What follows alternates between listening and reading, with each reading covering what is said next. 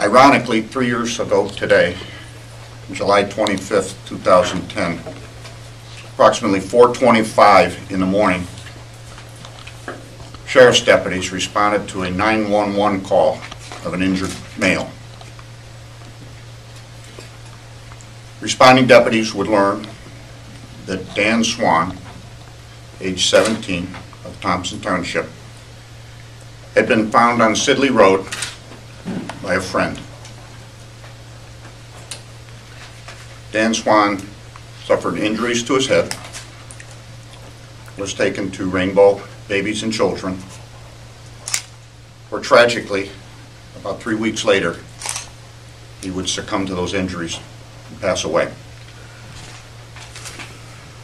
During the next couple of years,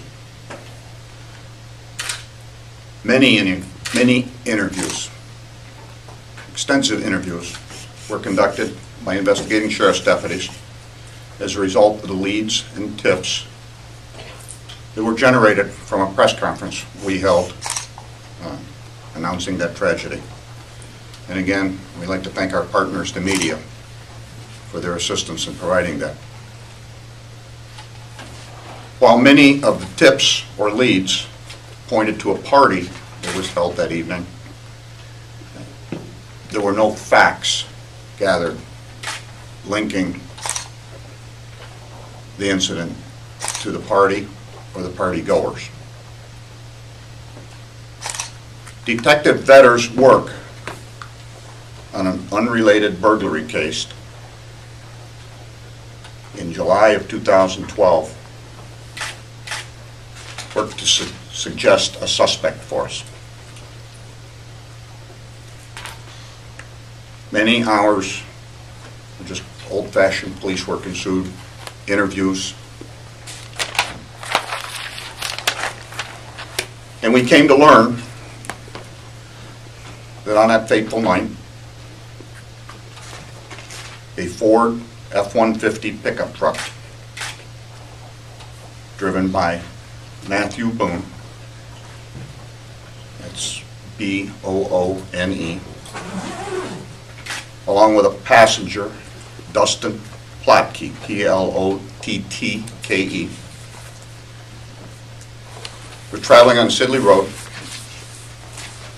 when they encountered Dan Swan walking down the road. The passenger, Dustin Plottke, in concert with actions by the driver, deliberately opened the door of the pickup truck, striking Dan Swan and knocking him into the ditch.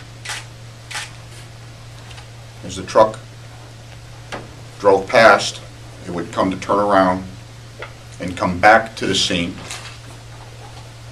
where our victim had managed to get up out of the ditch.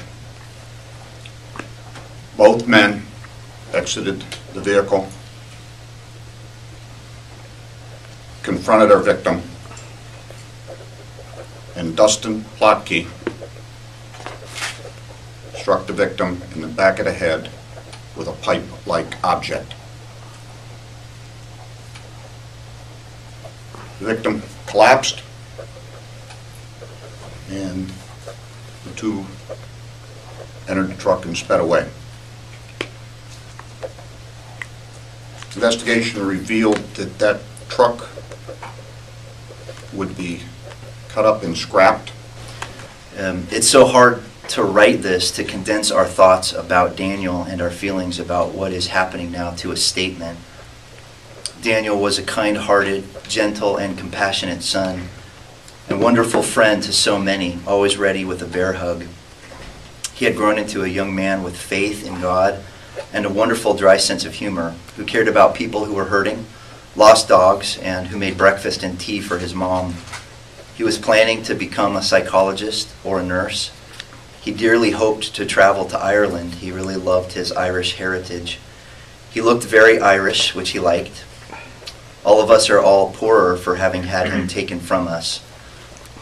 Our lives have been changed forever since he was brutally attacked, and there has not been one day that has gone by that our hearts do not deeply mourn his absence in our home. A void has been torn that only our faith can begin to bridge. It is so difficult to conceive the depth of this evil that kills innocent people and can then go on day after day without remorse or guilt. While it will not relieve our pain, we believe this group of depraved individuals deserve the punishment allowed by the law for the heinous crimes they are guilty of committing. For us, there will be no such thing as closure until we reach the place our Father in heaven has prepared, and we share words and feelings with our son that we did not finish in this lifetime. William and Christina Swan and family.